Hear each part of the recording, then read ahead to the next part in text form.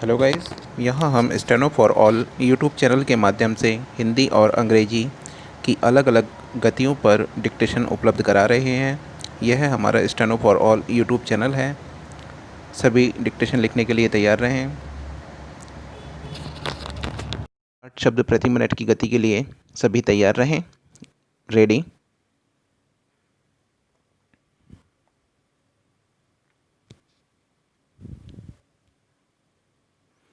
अध्यक्ष महोदय, मैं यह निवेदन करना चाहता हूं कि इस देश में अनेक बार यह कहा गया कि इस देश के सम्मुख आज जो कठिनाइयां उपस्थित हुई हैं उनको दूर करने के लिए सरकार द्वारा कोई कार्रवाई नहीं की गई है।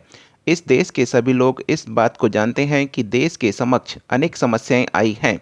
पाकिस्तान एवं बांग्लादेश से आए हुए विस्थापितों को बसाने में ही इस देश का अरबों रुपया खर्च हो चुका है।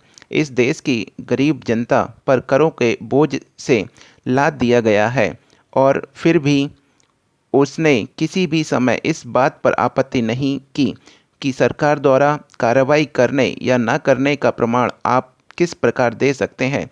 यह बात मेरी समझ में नहीं आती। कुछ साल पहले अनेक स्थानों पर यह चर्चा आरंभ हो चुकी थी कि इस देश के सभी लोगों को आपस में सहयोग करना चाहिए। अभी मुझसे पहले बोलने वाले माननीय सदस्यों ने कहा कि 2-4 साल पहले तक हमारी ग्रामीण जनता को पीने का पानी उपलब्ध नहीं था। आज उन्हें हर प्रकार की सुविधा प्राप्त है। उनके लिए अस्पताल, स्कूल और कॉलेज खोल दिए गए हैं। आज पढ़े लिखे लोगों की संख्या कुछ वर्ष पहले की संख्या से 3 गुना अधिक है। आलोचना करने से पहले इस सदन के सदस्यों को चाहिए कि वे देश के प्रमुख स्थानों में जो प्रगति हुई है पहले उसके बारे में जानकारी हासिल करें और फिर यहाँ आलोचना करें।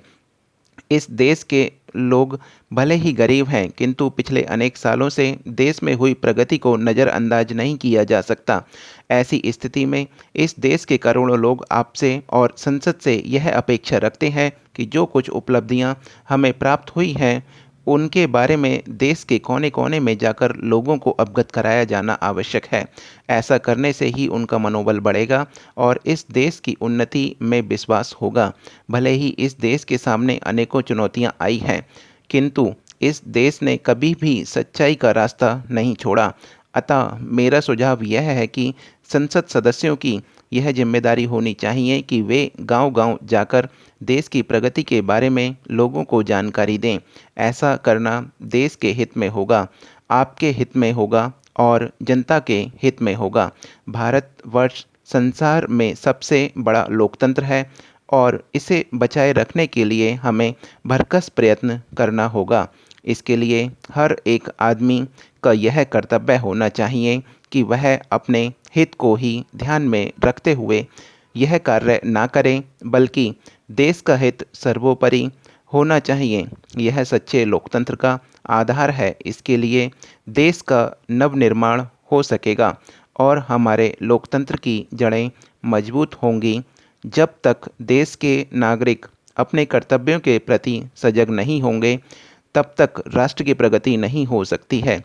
अध्यक्ष महोदय, मुझे इस विषय पर यह कहना है कि हमारे देश के जो मालदार लोग हैं और समाज विरोधी कार्रवाइयाँ करते हैं उनकी संख्या बहुत कम है। यह बात सही है कि इस देश के प्रति जो लोग न्याय नहीं करते उनको ऐसा नहीं करना चाहिए, लेकिन यह सब होते हुए भी यह बात माननी पड़ेगी कि इस देश की परिस्थिति ऐसी है जिससे व्यक्तिगत आलोचना करने से लाभ नहीं होगा। इस बात को ध्यान में रखकर हमारे देश के हर एक व्यक्ति को यह सोचना चाहिए कि सब लोगों के साथ एक सा व्यवहार हो, उनको समान अधिकार मिले और सबके वेतनमान एक ही आधार पर निश्चित किए जाएं, ताकि देश में सही रूप से समाजवाद आ सके। लेकिन यह किसी के पसंद करने या ना करने का सवाल नहीं है, बल्कि हमारे देश की परिस्थिति ऐसी है कि जिसके अंदर इसको लागू नहीं किया जा सकता। ऐसी हालत में इस प्रकार का कानून बनाने से या इस किस्म की पाबंदियां लगाने से देश का हित नहीं होगा। आप उसको बना सकते हैं, आप ऐसा कर सकते हैं, लेकिन यह बात आपको समझ में नहीं आई।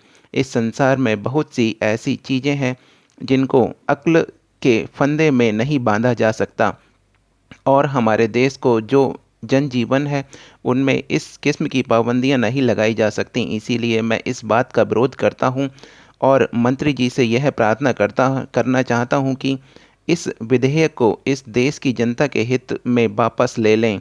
लेकिन इसका मतलब यह नहीं है कि मैं देश की प्रगति नहीं चाहता हूं।